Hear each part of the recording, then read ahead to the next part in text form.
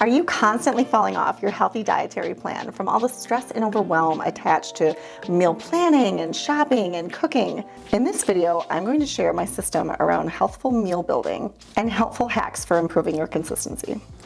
When it comes to being a mom and trying to stay fit and trying to run a business, all these different things, all these different balls that we have to juggle, it's so unfair that we also have to figure out the most efficient way to take care of ourselves in the kitchen. So being someone who follows a whole food, plant-based, SOS-free lifestyle to a T, like as much as physically possible, it is very inconvenient to be in my shoes and to be following this nutritarian approach. But it's nonetheless important to do so. And I make sure to stay on track with these healthful behaviors week after week after week because I know the implications for my health. So in order to stay on track, it's so important to find efficiency and simplicity in your system. I have adjusted and tweaked my strategy for approximately the past 7 years to make this process as easy and time efficient as possible with the least amount of effort because energy is finite. I only have so much in the day to devote to my family, to my work, and my health. So this is what we're going to start with. First and foremost, you need to pick a starch. This could be anything from potatoes, sweet potatoes, squash. I have a kabocha squash. These are my favorite and they're in season. I'm super excited. It's my baby girl's favorite too, so I have like 7 of them in my pantry. But also I have tons of different bean variations. These are kidney and navy beans. And then lentils are another great starch. I also have green lentils and brown lentils. These are red lentils. Very versatile. They go with so many different things. And I'm going to give you examples here shortly. But I just want to show you how I go about my general process. And this is the first step.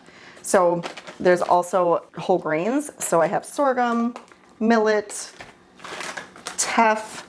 I also have quinoa and wild rice in my cabinet.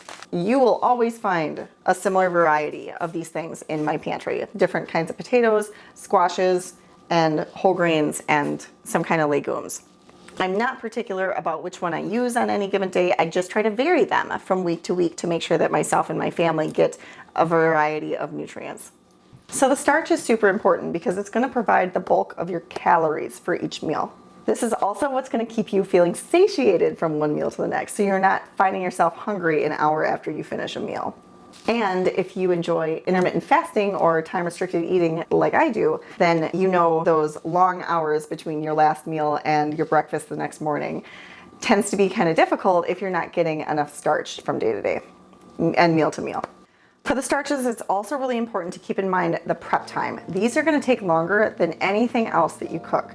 So it's important to have some cooked and prepped ahead of time. And batching them is even better. So every time I make a meal, I make at least 4 to 10 servings. I mean, depending upon the meal.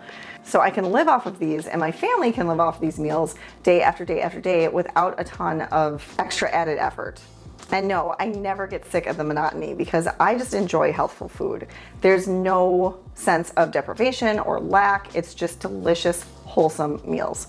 So dried beans are something that you are going to want to constantly have a system around, particularly because you have to soak them and then put them in the pressure cooker or on the stove or however you cook them. But if you don't cook your beans in a pressure cooker, I highly recommend it because that is maybe an hour's worth of time as opposed to 3 to 8 hours on the stove. It's just so much more convenient. And again, with this particular lifestyle, it's so helpful to have those little bits of convenience here and there because they really are few in between. So every time your beans start running low, that should be a cue to hurry up and start soaking your next batch. Sometimes I soak my beans for one night, sometimes I soak my beans for a few, sometimes it's just for a couple hours depending on how much time I have and how much, forethought I put into it in the first place. But otherwise, the squashes, the potatoes, and the lentils, as well as the whole grains tend to take less time. They don't involve as much forethought. If you enjoyed those tips, make sure you give this video a like. All right, moving on to the next category of food. So after you pick your starch and you have the basis of your meal, now you're gonna wanna pick your veggie. And I never pick one vegetable. I love all of them and I couldn't possibly choose my favorite. Well, it's probably broccoli, but I definitely eat that every day. But I still try to get a variation because regardless of our taste preferences, I'm only getting so many nutrients from that particular plant. So it's really important to incorporate as many as I can. So having fresh vegetables on hand, like I typically have zucchini, carrots, cauliflower, and broccoli, as well as maybe radishes or sugar snap peas, things that I can just grab and snack on, or I can just chop up and have on hand to snack on as needed, or throw into a bag for my daughter or something. Or if you prefer always cooking with raw vegetables, that's totally up to you. I like a little more convenience, and I use a lot of frozen veggies for our meals. I have some green beans and some collards. I always have different leafy greens frozen in my freezer and fresh ones in my fridge, because it's really important to get a little bit of cooked and a little bit of raw when it comes to these different plant foods. I'm not a huge fan of canned vegetables or beans, just because the liner inside the can, regardless if it's BPA free, it still has so much junk in it and different chemicals that I don't want leaching into my body. And every time I try to eat canned beans, I have an autoimmune flare up, and it just goes to show, like, this is not safe. I should not be putting this in my body. So if it's not safe for my body, I don't really see it being safe for my daughter's body or my husband's body. So I just like to stay away from canned anything. But by all means, if that helps you execute these meals, then go get those canned beans or those canned vegetables. Whatever it is that keeps you from ordering DoorDash or stopping at Burger King down the street is really the idea here. The third step is choosing your condiments. There are so many low-fat, healthful, plant-based condiments that you do not have to rely on store-bought varieties. So whether you want to make your own salsa, pico de gallo, hummus, or just spritz some lime or lemon over the top, there are so many different ways you can combine these foods. So I have some of my favorites, and there are tons and tons of herbs and spices that you can use on your food, not only to make it taste better, but to make it more nutritious. So things like garlic powder and onion powder, look at those containers.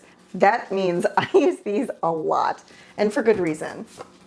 They make your food taste so much more flavorful than had you use something else. Another one that I use all the time are these red pepper flakes and cayenne pepper to add a little spice, especially if you're getting off of salt at any point in time. These, the onion powder, the garlic powder, and the heat in your food tend to be really helpful. Some other favorites are things like curry powder and some all-purpose seasonings. Even Mrs. Dash salt-free blends are great. Otherwise, I have some all-purpose seasonings, Italian herb mixes. I think Kirkland makes a great one with a variety of spices in a single blend without salt or sugar or any other junk in it. These are so useful because you don't have to think about it. You can just dump it on literally any variety of starch and vegetable, and it's going to taste pretty delicious. I mean, unless you have like a sweet potato and it's a little sweeter and you want to use something more like curry or some of the spicier options instead of like the Italian, for instance, might be more flavorful. Otherwise, chipotle is a great one, especially on top of salads. I use a lot of allspice in my daughter's oatmeal in the morning, as well as cinnamon, nutmeg, cloves. There are so many different ways to make things seem sweet without actually adding sweetness. Dressings, or just to flavor your stir fries and such, you can use a little bit of vinegar. I have balsamic and apple cider at the moment. Veggie stock is a must when it comes to a plant-based lifestyle. So I always keep the juice from the beans that I cook, and then I put those in my stir fries and in my whole grains and such instead of water, to not only build more flavor, but also to add more nutrients instead of using just plain water. So this is another convenience I like to keep on hand, minced garlic. This goes in all my cooking along with some fresh onion. Along with the garlic powder and the onion powder, these are what are really gonna bring out the flavors in your food. I'm also a huge fan of mustard. This is salt-free stone ground mustard. Very difficult to find, but I was very happy that Westbury Natural, thank you so much to one of my past clients that turned me on to this. It's just vinegar, water, mustard, and organic spices. And the last one I have on hand at the moment is this vanilla bean powder. This is raw vanilla bean powder, so this makes any dish seem unbelievably decadent. You can put this in your oatmeal. I put it in my daughter's smoothies. It just adds that extra bold sweetness. And just the smell of it is amazing. but this stuff is really expensive, so I try to use it sparingly. This particular brand is Dr. Furman's. It's the best bang for your buck. So when it comes to condiments, the only thing I really think about is choosing either sweetness or savory. The majority of these are savory. There's a few sweeteners in there for my daughter, but otherwise, we basically live on savory food. And I feel like the majority of people do. So just learning to discern between which meals taste better with certain spices and which meals taste better with other spices. This will develop over time. Cooking is a skill. It is not something that comes right away. It's just like riding a bike or learning how to play an instrument. It's something you have to practice over and over and over. And yes, you're going to be terrible at it at first, but so what? Anything that's worth doing is going to take time and effort, and cooking is no exception. Ginger and turmeric root are another great option for flavoring your food, particularly ginger because it has such a bite to it. When it comes to vegetable stock, you can literally make this out of anything. Any scraps that you don't end up using in your cooking, you can boil those in water, strain it out, and use that to flavor your food. Or, like I mentioned, I just use the water from the beans that I cook, or if I'm making some kind of pasta or lentils, then I'll just save that liquid and use it for the next meal. It makes your food so much more flavorful that it'll be easy to stick to this plan. The last thing you need to do after choosing your starch, your veggie, and your condiment, or however it is that you're gonna season your food, then you need to know what kind of cooking method you're gonna use. It's really conducive to weight loss and weight maintenance and health in general to use water-based cooking methods. These are things like boiling, steaming, microwaving, pressure cooking, slow cooking. Different ways that you can maintain the water content in your food is going to help you in a variety of different ways. So which of these methods that you choose just goes into what you feel like having at the moment or what amount of time you have to dedicate to it. I will often use the pressure cooker when I'm crunched for time and I just need to throw everything in a pot, go pick up my daughter or whatever errands that it is that I'm running and come back and have a meal ready. But most of the time I like to batch prep, particularly on the weekends. So then I dedicate enough time to be able to make a nice stir fry or some kind of casserole or something that my family can eat throughout the week. But if the microwave is your go-to, then use the microwave by all means. As long as you're getting in these nutritious plant foods, that's all that really matters. Unless you're like frying them to a crisp in oil or something, then obviously that's an issue. But we want to maintain our healthful decision-making in the kitchen. Okay, so I wanted to give you some examples of how I implement this strategy. So stir fries are an easy go-to. All you have to do is throw everything in a pot, mix it together, and it tastes delicious literally every time. I don't think I've ever made a crappy stir fry. So here's kind of an example of one that I made in the pressure cooker for my daughter recently. So we have the sweet potatoes and the beans and the peas and the corn for the starch aspect. And then you see the different veggies I have, as well as there's a little added fat in there with the sesame seeds that I always make sure to get into my daughter's diet. Plenty of added nuts and seeds. But that's super basic, and I think I put some kind of all-purpose seasoning on here. I think the table blend. So super simple. The beans were already batch prepped, but the sweet potatoes I had cooked in the pressure cooker and then threw the veggies in there afterwards. So it was very simple. Maybe took, I don't know, 20 minutes tops. So traditional stir fries are obviously made on the stove, and that is just as simple as throwing them in the pressure cooker. I just wanted to try something a little different with this meal. So another meal that my boyfriend made earlier this week that you can utilize is pasta. So he's got the starch would be obviously the noodles. These are actually a bean-based noodle. They're slightly more nutritious than the grain-based. And then there are also beans in here for some added starch, and the peas and the corn again. And then there's different vegetables. So he used another kind of all-purpose seasoning. We are all-purpose seasoning kind of people to make this flavorful. Some other great examples are greens and beans. It's just like it sounds. It's a bunch of greens with some mustard and some different seasonings, some garlic, some onion, and of course the beans. So there you have your starch, your condiment, and your veggie. My all-time favorite example would be my giant salad I have every day. So obviously you have the veggies in the salad, but then on top I throw a mound of beans and potatoes and different grain varieties and even soup sometimes. There are so many different ways to make this delicious. Soup's another great example, as well as the Instant Pot dump that I've shown a couple times on this channel. That I like to just throw everything in the Instant Pot, some greens, some legume, as well as some veggies, some seasonings, press the button, go pick up my daughter, come back, and our dinner is ready for us. So there's the starch, there's the veggie, there's the condiment, and the cooking method. The more simplistic you can make this process, the more likely you are to stick with it. You don't have to overcomplicate things. You don't have to strive to some crazy ideal to put some 3-course meal on the table every day. You just need to make it work. And you need to do it in a way that you will do it day after day after day after day, week after week, year after year. So if it's not sustainable, you're likely not going to continue. So don't get in your head. Don't let this overwhelm you. Just start small. Starch, veggie, condiment, cooking method. That's all you got to think about. Yes, obviously fruit is really healthful too, and those should be included in any healthful dietary plan. So I just left those out because I eat fruit ad libitum for snacks and at the end of meals and such. So that's typically where I throw those in. But you can cook with them too if you want to get creative. All right, let's get into the hacks. I didn't include all of them, but I wanted to include some of them to make sure that you guys can pick and choose what works best for you and your cooking styles. So first and foremost, I already mentioned how much I love frozen, pre-cut, pre-washed, ready to go veggies. At any point in time, you can throw some of these into a meal and it is absolutely delicious. I don't mind the taste difference. It's really minimal compared to like canned vegetables or something. These still hold their form, especially the organic ones. Those tend to be the most flavorful for sure.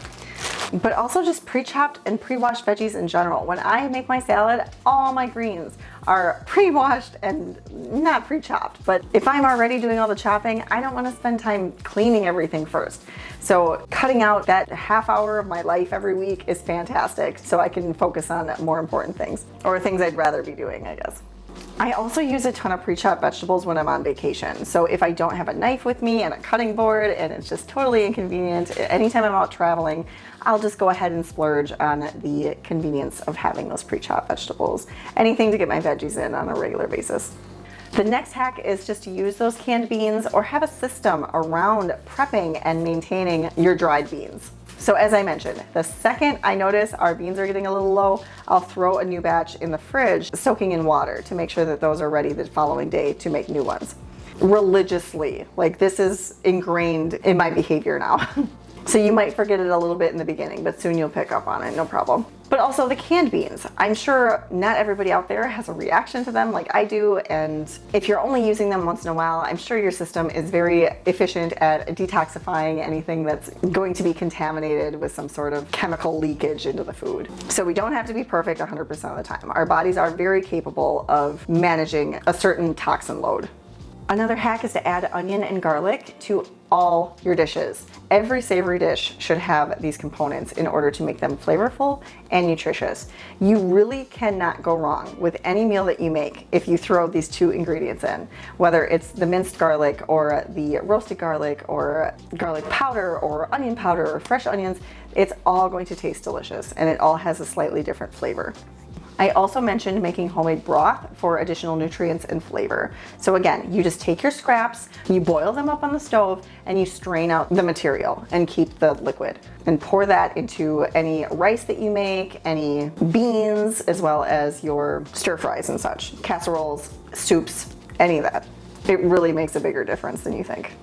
The next hack is to always batch your salads, your starches, and your veggies. So I will consistently have a giant bag of pre-washed, pre-cut vegetables cut by myself, not the store typically, but those will consistently be on hand because you will inevitably get hungry throughout the day and feel the need to snack on something. And if they're already chopped up and ready for you, you're so much more likely to eat them than if you had to go to the store and get them and then wash them and then chop them, and it's not going to happen. Salad is another one in that aspect. If I don't have my salad pre-chopped and ready to go ahead of time, I just won't do it. It's too much effort to do day after day after day after day that I just make it once every week, and it's delicious from day 1 to day 7, sometimes even day 8, believe it or not, if you can store it fresh enough. But also, like I mentioned earlier, those starches need to be batched ahead of time because those are what is going to take the majority of your time to prepare. So if you get home and you're super hungry, you really don't want to wait 40 minutes to an hour for some kind of starch to cook. We always want to make the healthy choice the easy choice. So the more things you can have prepared ahead of time, the better. So I know you guys probably aren't going to like this next hack, but I do it all the time and it has made my life so much easier. I omit sauces. I don't care to add any kind of creamy added sauce to my food. It's perfectly delicious the way it is, and I don't want to exert the extra effort it takes to put into some kind of blended sauce or some kind of whisked sauce. It's just too much for me. There's already so much involved in whole food plant-based living that I don't want to take the extra time to build a sauce. Now, if I'm cooking for people, particularly people who don't eat the way that I do, then yes, I will take the extra effort and go ahead and make some kind of delicious sauce, some cheese sauce or some kind of bean-based sauce, but very rarely, very, very rarely. So just omit them altogether and you don't even have to worry about it. Don't overcomplicate these meals. They can be so simple. The last thing I'm going to touch on are some practical pointers around this lifestyle and this system, because it's great to have all of these strategies, but it's not very helpful if you don't apply them in a practical way that takes into account all the different mindset factors that are involved in carrying out a healthful lifestyle. So first and foremost, we want to remove all preconceived notions about what our meals should look like. Breakfast, lunch, dinner.